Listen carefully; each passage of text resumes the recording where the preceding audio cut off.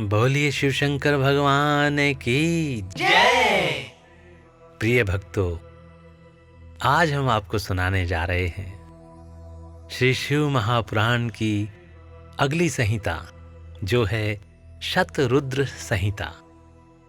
और इसकी पहली कथा है शिव जी के सधोजात वामदेव, तत्पुरुष, अघोर और ईशान नामक 5 अवतारों का वर्णन। तो आइए भक्तों, आरंभ करते हैं इस कथा के साथ पहला अध्याय।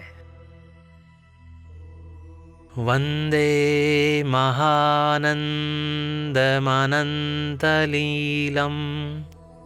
महेश्वरम सर्वविभुवं महांतम गौरी प्रियम कार्तिक विघ्नराज समुद्भवं शंकर मादिदेवम।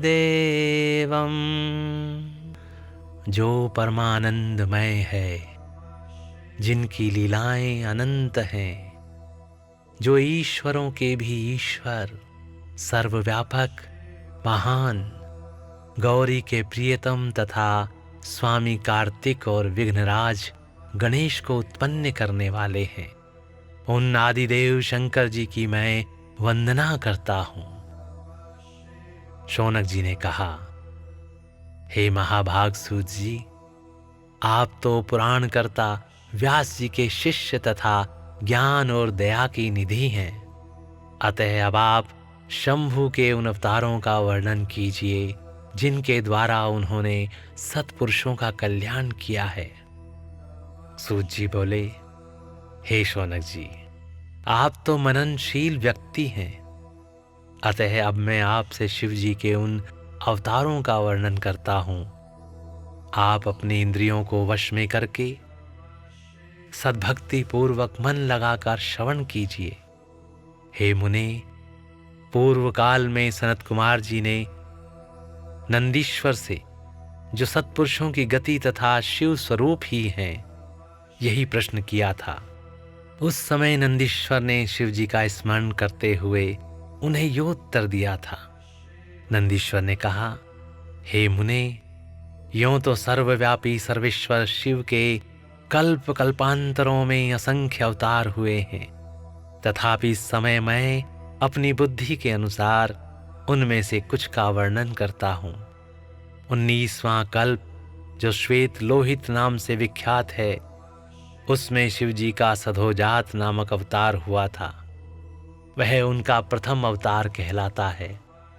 उस कल्प में जब ब्रह्मा परम ब्रह्म का ध्यान कर रहे थे, उसी समय एक श्वेत और लोहित वर्ण वाला शिखाधारी कुमार उत्पन्न हुआ। उसे देखकर ब्रह्मा ने मन ही मन विचार किया। जब उन्हें यह ज्ञात हो गया कि यह पुरुष ब्रह्म रूपी परमेश्वर है, तब उन्होंने अंजलि बांधकर उसकी वंदना की। फिर जब भुवनेश्वर ब्रह्मा को पता चल गया कि यह सधोजात कुमार शिव ही हैं, तब उन्हें महान हर्ष हुआ। वे अपनी सद्बुद्धि से बारंबार उस पर ब्रह्म का चिंतन करने लगे। ब्रह्मा जी ध्यान कर ही रहे थे कि वहां श्वेत वर्ण वाले 4 यशस्वी कुमार प्रकट हुए, जो परमोत्कृष्ट, ज्ञान संपन्न तथा परम ब्रह्म के स्वरूप थे। उनके नाम थे सुनंद, नंदन, विश्वनंद और उपनंदन। ये सब के सब महात्मा थे और ब्रह्मा जी के शिष्य हुए। इनसे वह ब्रह्मलोक व्याप्त हो गया। तदंतर सधोजात रूप से प्रकट हुए परमेश्वर शिव ने परम प्रसन्न होकर ब्रह्मा को ज्ञान तथा सृष्टि रचना की शक्ति प्रदान की। यह सधोजात नामक पहला अवतार हुआ। तदंतर रक्त नाम से प्रसिद्ध 20वां कल्प आया। उस कल्प में ब्रह्मा जी ने रक्त वर्ण का शरीर धारण किया था। जिस समय ब्रह्मा जी पुत्र की कामना से ध्यान कर रहे थे, उसी समय उनके एक पुत्र प्रकट हुआ। उसके शरीर पर लाल रंग की माला और लाल ही वस्त्र शोभा पा रहे थे। उसके नेत्र भी लाल थे और वह आभूषण भी लाल रंग का ही धारण किए हुए था। उस महान आत्मबल से संपन्न कुमार को देखकर ब्रह्मा जी ध्यानस्थ हो गए। जब उन्हें ज्ञात हो गया कि ये वामदेव शिव हैं, तब उन्होंने हाथ जोड़कर उस कुमार को प्रणाम किया। तत्पश्चात उनके विरजा, विभा, विशोक और विश्वभावन नाम के 4 पुत्र उत्पन्न हुए, जो सभी लाल वस्त्र धारण किए हुए थे। तब वामदेव रूपधारी परमेश्वर शंभु ने परम प्रसन्न होकर ब्रह्मा जी को ज्ञान तथा सृष्टि रचना की शक्ति प्रदान की। यह वामदेव नामक दूसरा अवतार हुआ। इसके बाद 21वां कल्प आया, जो पीतवासा नाम से कहा जाता है।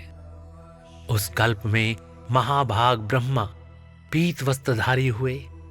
जब वे पुत्र की कामना से ध्यान कर रहे थे, उस समय उनके एक महातेजस्वी कुमार उत्पन्न हुआ। उस प्रौढ़ कुमार की भुजाएं विशाल थी और उसके शरीर पर पीतांबर झलमला रहा था।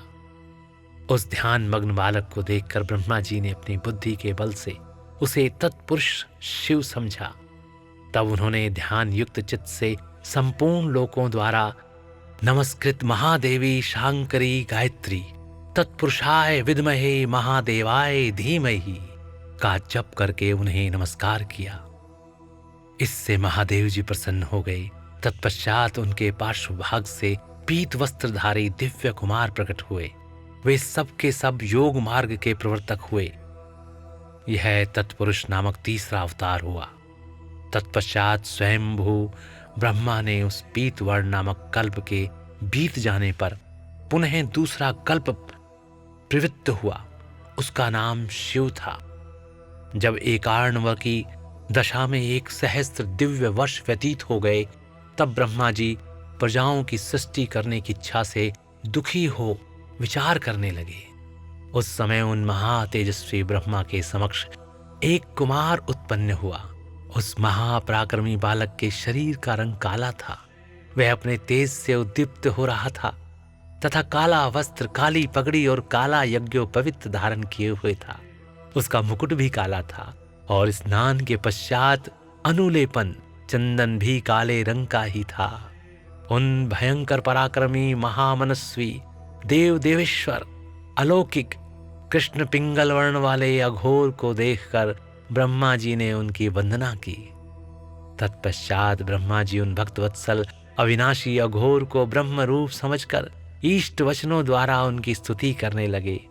तब उनके पार्श्व भाग से कृष्ण वर्ण वाले तथा काले रंग का अनुलेपन धारण किए हुए 4 महामनस्वी कुमार उत्पन्न हुए। वे सब के सब परम तेजस्वी, अव्यक्त नामा तथा शिव सरीखे रूप वाले थे। उनके नाम थे कृष्ण, कृष्णशिख, कृष्णास्य और कृष्ण कंठ द्रक। इस प्रकार उत्पन्न होकर इन महात्माओं ने ब्रह्मा जी की सृष्टि रचना के निमित्त महान अद्भुत घोर नामक योग का प्रचार किया। यह घोर नामक चौथा अवतार हुआ। हे मुनीश्वरों, तदंतर ब्रह्मा का दूसरा कल्प प्रारंभ हुआ। वह परम अद्भुत था और विश्वरूप नाम से विख्यात था। उस कल्प में जब ब्रह्मा जी पुत्र की कामना से मन ही मन शिव जी का ध्यान कर रहे थे, उसी समय महान सिंहनाद करने वाली विश्वरूपा सरस्वती प्रकट हुई तथा उसी प्रकार परमेश्वर भगवान ईशान प्रादुर्भूत हुए, जिनका वर्ण शुद्ध स्फटिक के समान उज्ज्वल था और जो समस्त आभूषणों से विभूषित थे।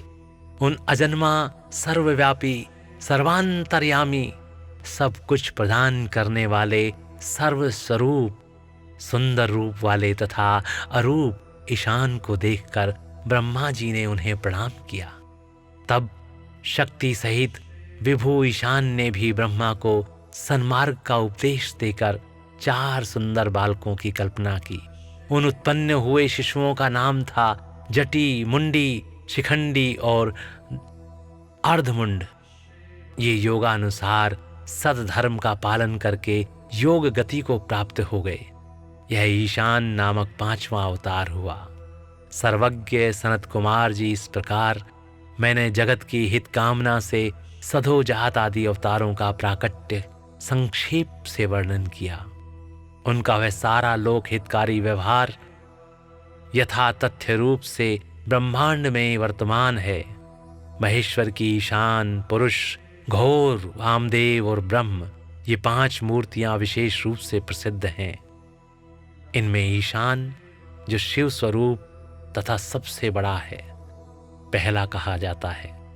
वह साक्षात प्रकृति के भोक्ता क्षेत्रज्ञ में निवास करता है। शिव जी का दूसरा स्वरूप तत्पुरुष नाम से ख्यात है। वह गुणों के आश्रय रूप तथा योग्य सर्वज्ञ में प्रतिष्ठित है। पिनाकधारी शिव का जो अघोर नामक तीसरा स्वरूप है, वह धर्म के लिए अंगों सहित बुद्धि तत्व का विस्तार करके अंदर विराजमान रहता है। वामदेव नाम वाला शंकर का चौथा स्वरूप अहंकार का अधिष्ठान है। वह सदा अनेकों प्रकार का कार्य करता रहता है।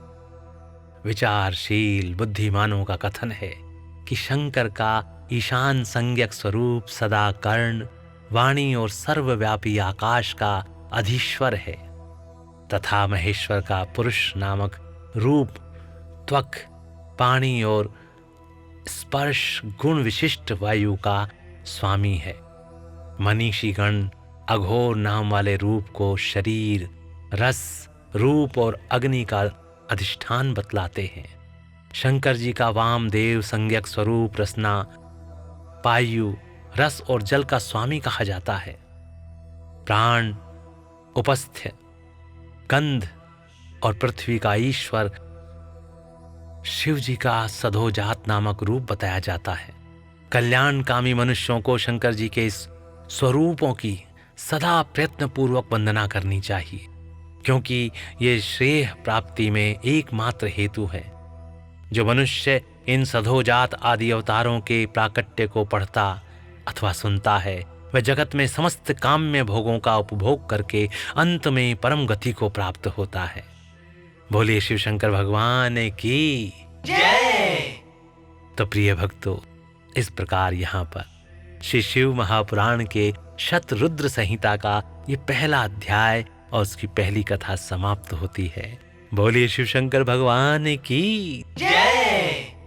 ओम नमः शिवाय, ओम नमः शिवाय, ओम नमः शिवाय।